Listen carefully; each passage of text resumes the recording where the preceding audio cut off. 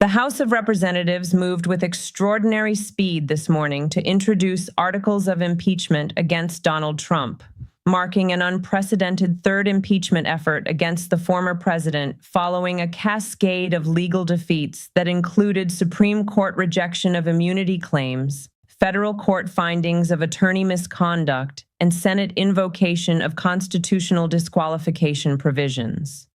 The articles, introduced by a bipartisan coalition of 147 representatives, including 31 Republicans, charge Trump with obstruction of justice, witness tampering, and conspiracy to defraud the United States, based on evidence compiled from multiple federal investigations and court proceedings over the past 18 months. The resolution represents the first time in American history that Congress has attempted to impeach a former president who is simultaneously running for office, immediately triggering complex constitutional questions about whether impeachment of private citizens is permissible, and what effect any such impeachment would have on Trump's eligibility to hold future office. The articles were introduced during a special Saturday session convened specifically to address what sponsors describe as an urgent constitutional crisis requiring immediate congressional action. Representative Jamie Raskin, the Maryland Democrat and ranking member of the House Judiciary Committee, presented the articles alongside Representative Liz Cheney, the Wyoming Republican and former vice chair of the January 6th committee. That unusual bipartisan rollout was designed to send one message. This, they argue, is not a normal partisan clash. It's a constitutional necessity. The articles run to 134 pages and include extensive factual findings, legal analysis, and documentation drawn from federal court proceedings, publicly released grand jury materials, and witness testimony from individuals who have cooperated with investigations into Trump's conduct. Taken together, the articles lay out what sponsors call a comprehensive pattern of behavior spanning from November 2020 through the present day. The first article charges obstruction of justice, based on allegations that Trump attempted to impede federal investigations through the destruction of evidence, intimidation of witnesses, and public attacks on investigators intended to undermine the legitimacy of inquiries into his conduct.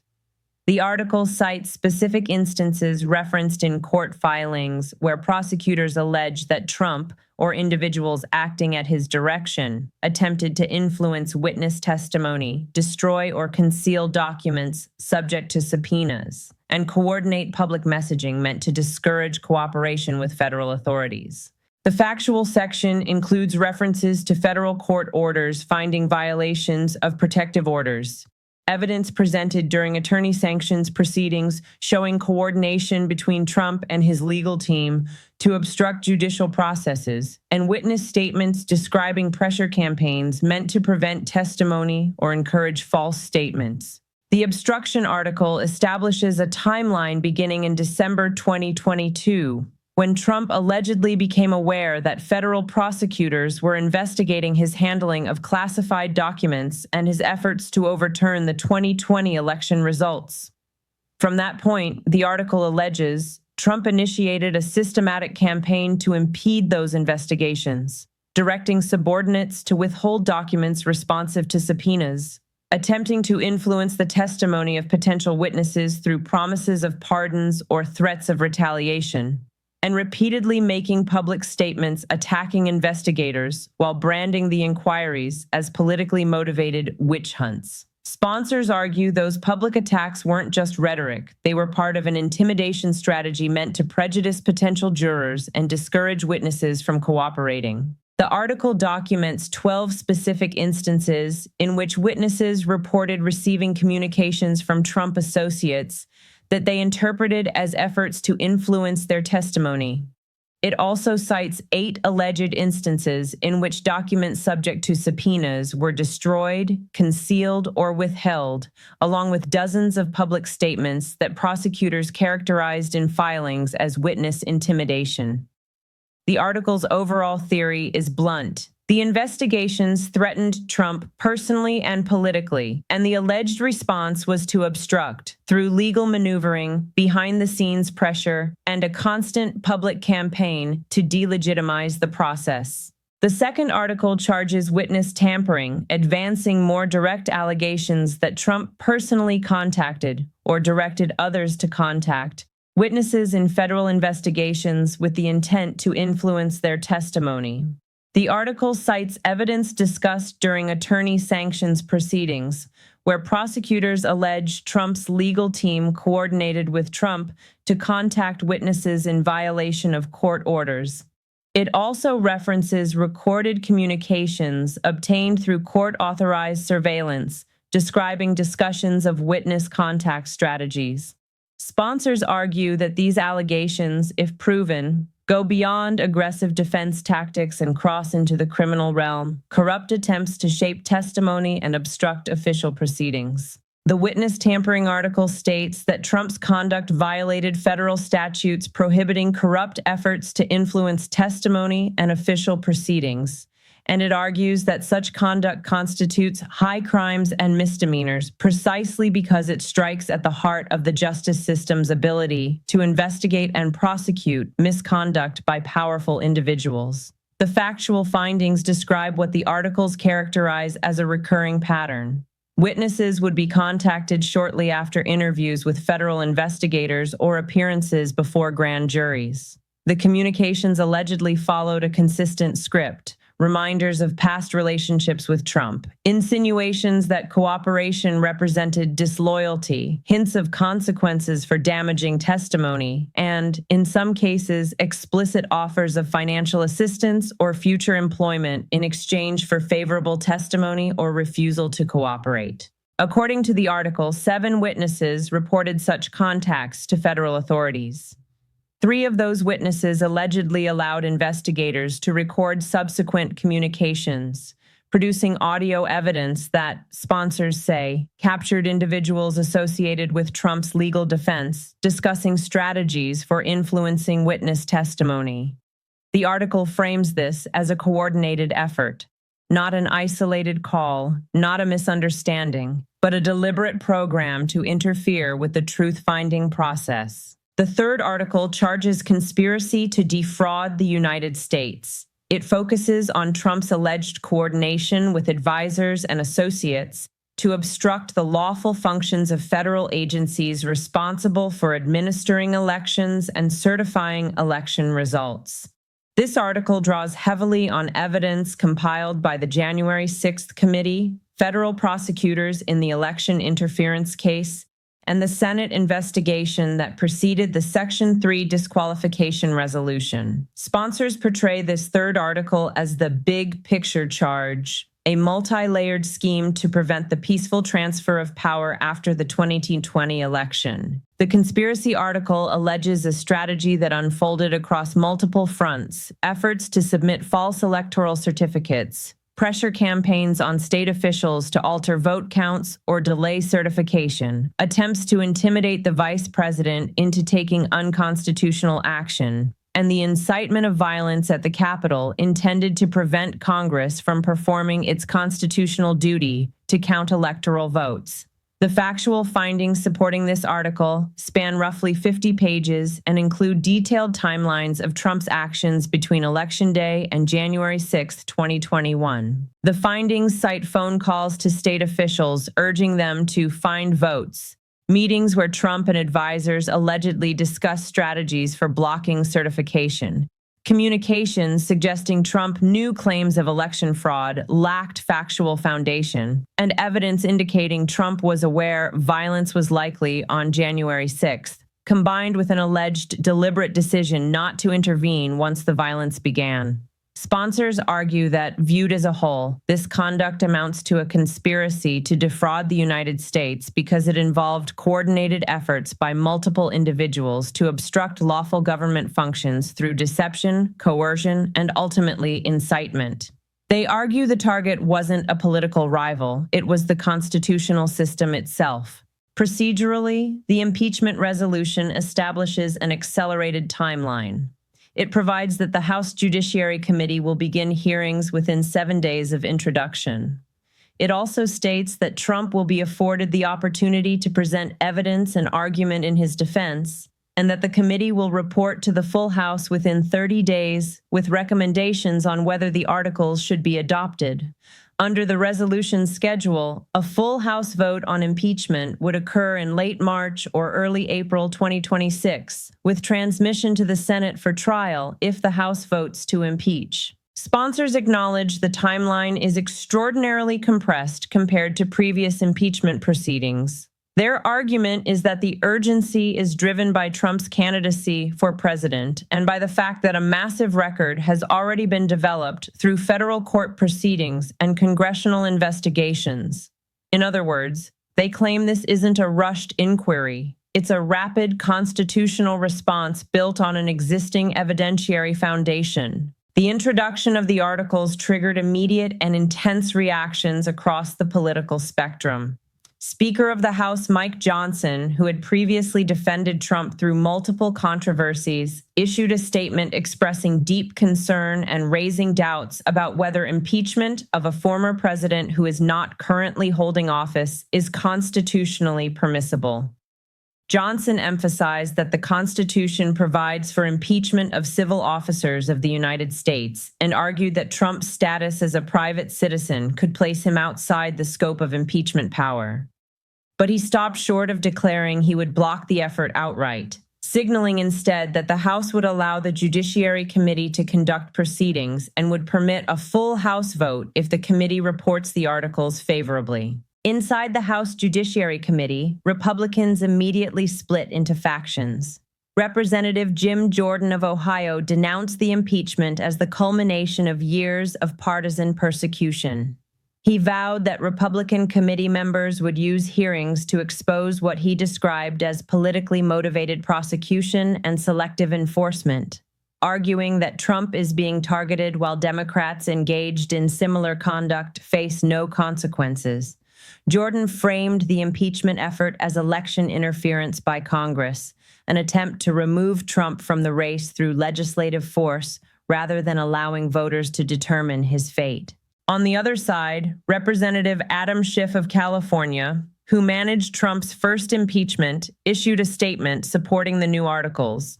Schiff argued that Trump's conduct since leaving office has only reinforced the conclusions behind the previous impeachments, and he emphasized that the current articles rely on evidence that did not exist during earlier proceedings. Federal court findings regarding attorney misconduct, documented witness tampering attempts, and the Senate's formal determination that Trump engaged in insurrection.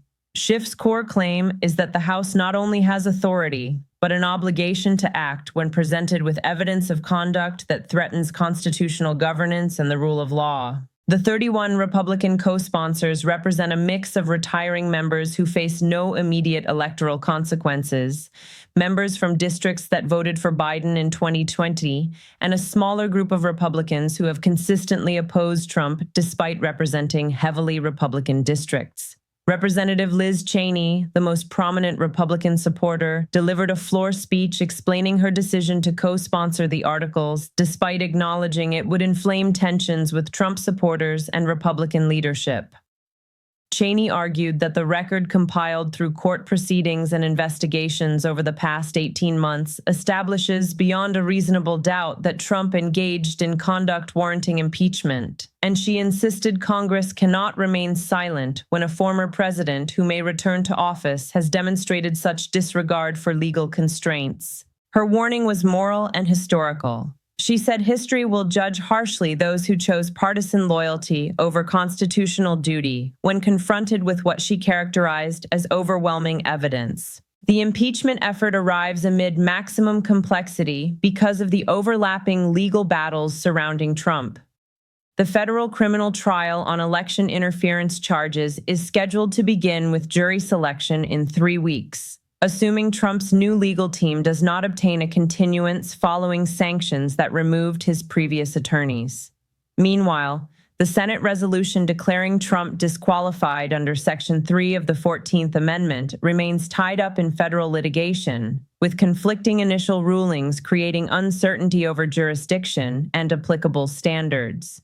State officials in 17 states have announced they will not place Trump on primary ballots pending a definitive resolution of eligibility, while other states have indicated they will include him absent clear court orders. This convergence, impeachment proceedings, criminal trial, constitutional disqualification litigation, and primary elections creates scenarios without historical precedent. In theory, these mechanisms could collide or reinforce each other. If the House impeaches and the Senate convicts, the Senate could then vote by simple majority to disqualify Trump from future federal office, offering a separate route to the same outcome sought under Section 3. A conviction in the criminal trial could strengthen arguments that Trump is unfit for office and could influence senators weighing impeachment conviction. Conversely, an acquittal in the criminal case could weaken political support for impeachment by allowing opponents to argue the evidence failed to meet a beyond a reasonable doubt threshold, even though impeachment is a political process with a different standard. Even constitutional scholars consulted by House leadership are divided on whether impeachment of former presidents is permissible. Some point to the Senate's January 2021 impeachment trial of Trump after he left office as evidence of precedent. The Senate considered jurisdictional objections, proceeded to trial anyway, and ultimately voted on the merits.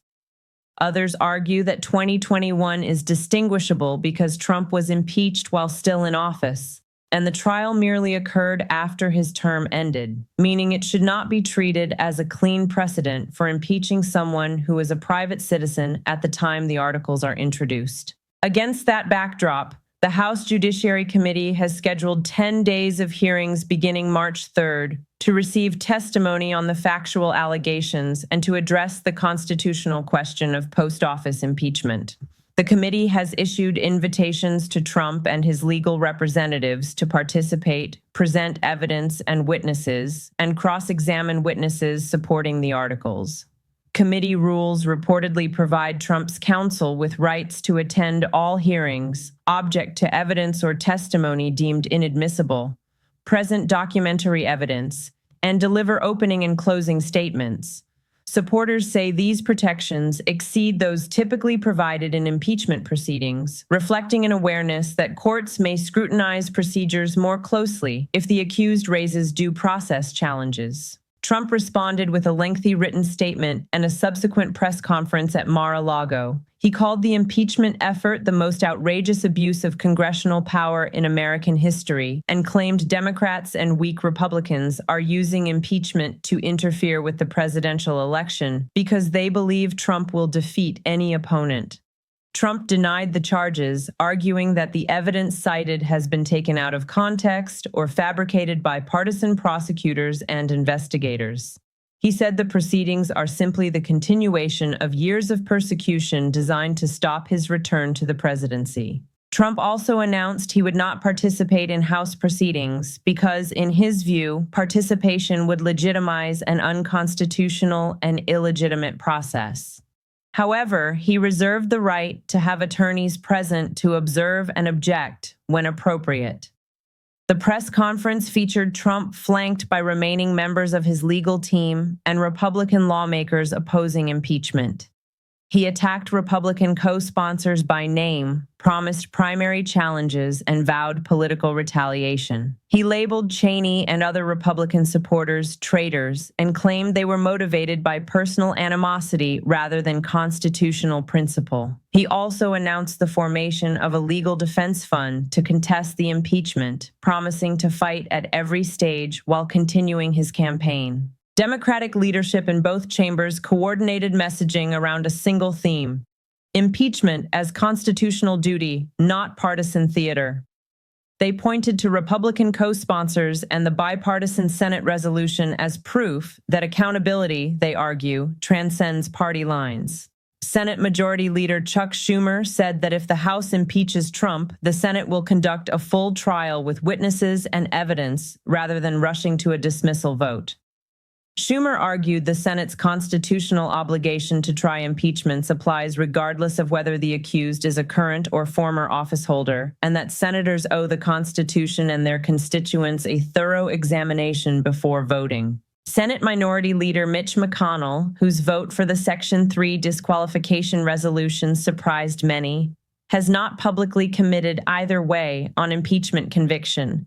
He issued a brief statement saying he would review evidence presented in any Senate trial and vote based on whether the charges are proven and rise to the level of high crimes and misdemeanors.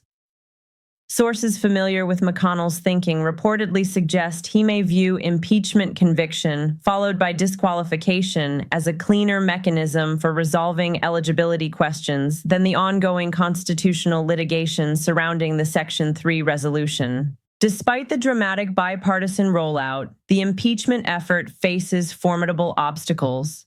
In the House, impeachment requires only a simple majority, and Democrats hold a narrow majority that could pass the articles even without Republican votes. But House leadership has indicated it may not bring the articles to the floor without substantial Republican support, both to strengthen legitimacy and to reduce the perception of purely partisan impeachment. The 31 Republican co-sponsors create a foundation, but leadership appears to want more. In the Senate, conviction requires a two-thirds supermajority, meaning 17 Republican senators would need to vote to convict, assuming all Democrats vote for conviction. The 18 Republican senators who supported the Section 3 disqualification resolution may be the starting point, but impeachment conviction is a separate constitutional mechanism, and some senators may treat it differently. Political risk also looms large.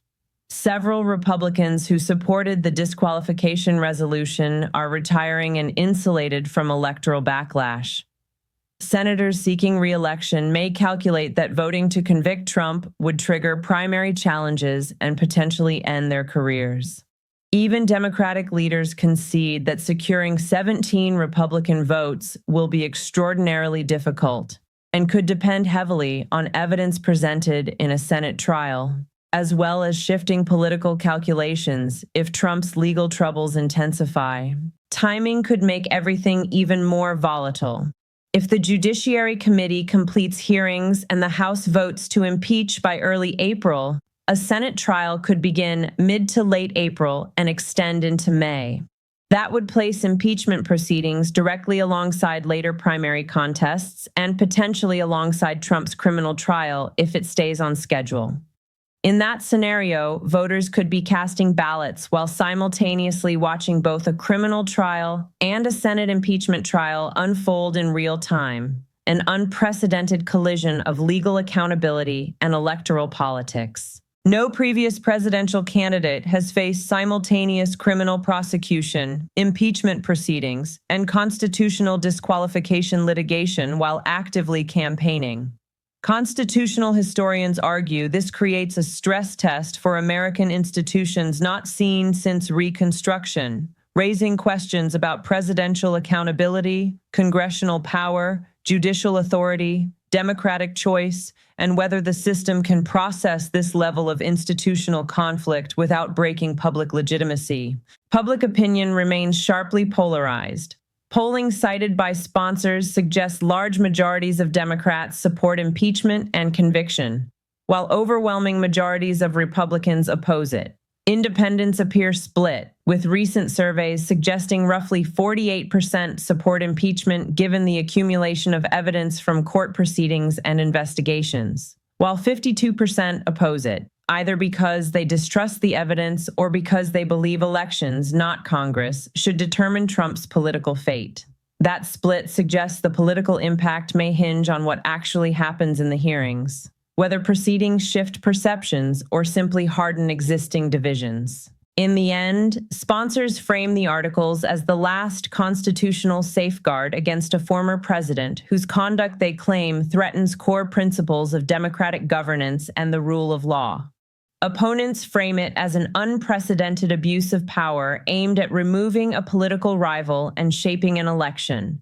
Whether impeachment and conviction would resolve or escalate the broader constitutional crisis surrounding Trump's candidacy remains unknown, but the machinery is now in motion, and the next few weeks could define the trajectory of American politics for years. The nation is now watching multiple accountability mechanisms operate at the same time: impeachment, criminal prosecution, constitutional disqualification, and the election itself, interacting in ways the framers never fully anticipated. The outcomes will set precedents that shape how future crises are handled, regardless of what happens to Trump personally. But for the immediate moment, the stakes are painfully clear. Within months, courts may rule, the House may impeach, the Senate may try, juries may deliberate, voters may decide, and the American constitutional system will be forced to prove in real time whether it can hold power to account without tearing itself apart.